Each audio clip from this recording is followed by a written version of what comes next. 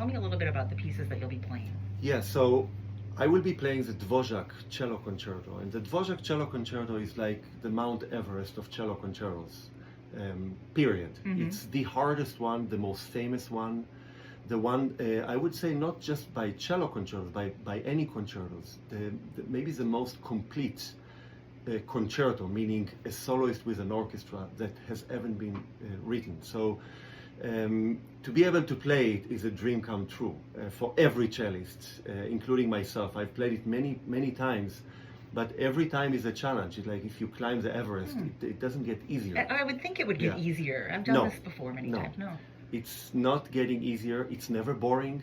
And what's mainly is not easy there is the story behind it. Like this cello that is American, the concerto was written in America. And Dvorak lived in New York in 1894 when he wrote the piece. But he never thought, before hearing another piece, that it's possible to write like this for cello. He was teaching at the New York Conservatory with somebody who everybody knows from operettas, Victor Herbert. Victor Herbert was a famous, kind of the John Williams of the time.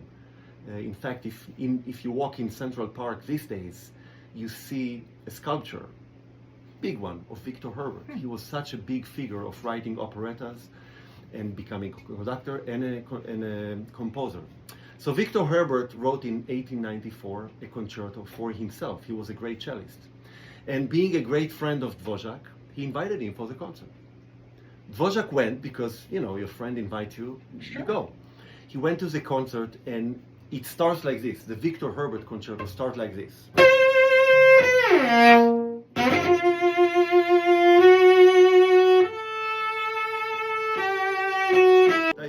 You say, I am the biggest one, and I'm in New York, in Columbus Circle, and this is the center of the world.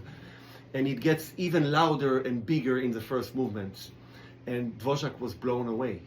He was just blown away that the cello can play, again, so loud and so proud to start a piece and not to sneak into and to say, sorry that I'm a soloist.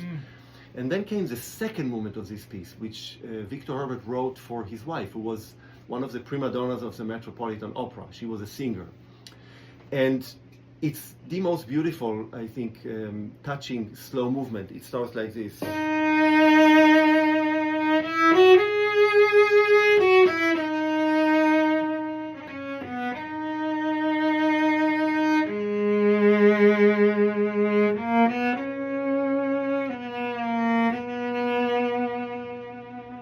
It's just a beautiful song, but what Dvorak, when he went back home, he decided, okay, I'm going to write a cello concerto. Okay. And I'm going to use the power of Victor Herbert's beginning, but the key of the second movement. So these notes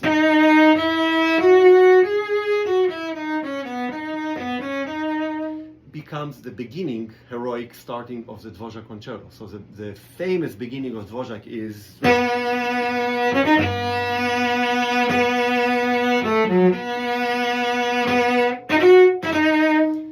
It's the same notes of the second movement, but it has the same power of the Victor Herbert first movement. He starts a concerto, he lives in New York, he gets really well paid because Victor Herbert brought him to New York from Prague, where he's from, and Dvorak didn't want to live with his wife and 7 kids. But for money he left, and it was what's equivalent today to $500,000 salary. So it was really important for them to bring him. And in fact, regardless of the Dvorak Cello Concerto in his New World Symphony and American Quartet, he actually used a theme of African American gospels. And Dvorak was one of the first ones to allow African American students to study music. And luckily, because of that, he met a person who was a singer, who was African American. He let him in the conservatory, taught him music, and heard from him the coming home theme from the New World Symphony. So there are a lot of connections and importance to Dvorak being in America. But back to our story, while he's writing this piece, he gets a letter from his sister-in-law. Her name is Josephine.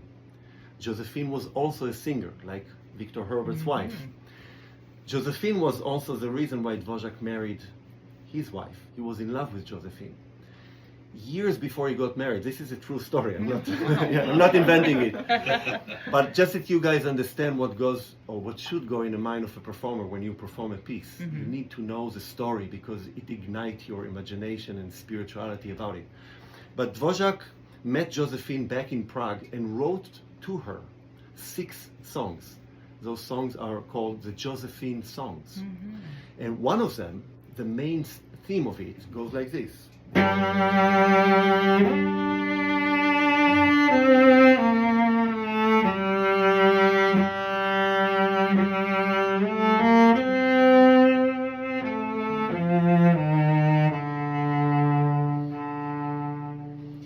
And he gets a letter from her. And it says in the letter that she's very sick. Now, Dvorak wanted to marry her, but for the time and for the rules of the time, he asked her father if he can marry Josephine, and he said, no, you want to marry the family, you marry the older sister. And Dvorak did. Okay. He married the old sister, and they had 7 kids, as I said. They moved to America. When he gets this letter, he says, okay, screw this. I'm going back to visit her, and I'm going to tell her that I love her. Think of it. So while he's writing the second movement, he decides, okay, after this heroic beginning and what I heard from Victor Herbert, I'm going to dedicate this to the main theme of the songs I wrote to Josephine years ago. So the main theme of the second movement is this.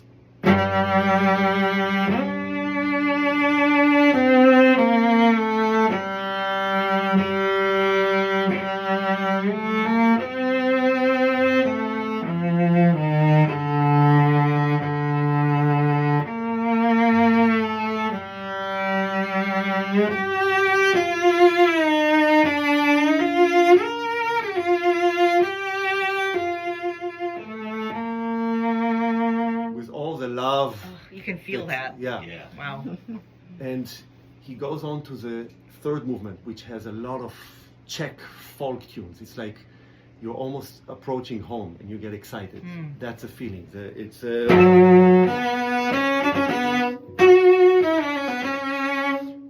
another folk tune.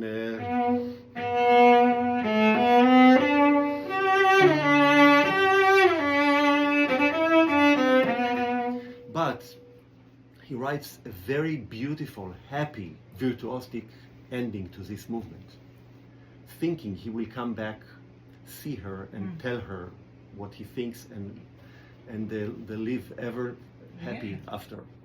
However, when he gets to Prague, she's dead. Oh, jeez. And he decides to tear apart that ending. I must say, luckily for us, because us cellists, or us the world, because he writes the most amazing, sad end of a piece. Coming from heartbreak, right? And that end is so sad, and it just showing his sadness of not being able even to tell her. It's not like today you take a plane, you have to take a boat. It's a few weeks and you get there. He did get there, she was dead, and he changed the ending. But not only that, he uses what we call the Josephine player in the orchestra, the concertmeister. Or I would prefer every time concertmistress is better. But that's the Josephine, because there are 2 big solos in the last movement. Duets between the cello and the concertmaster, which sit on the right side of the cellist.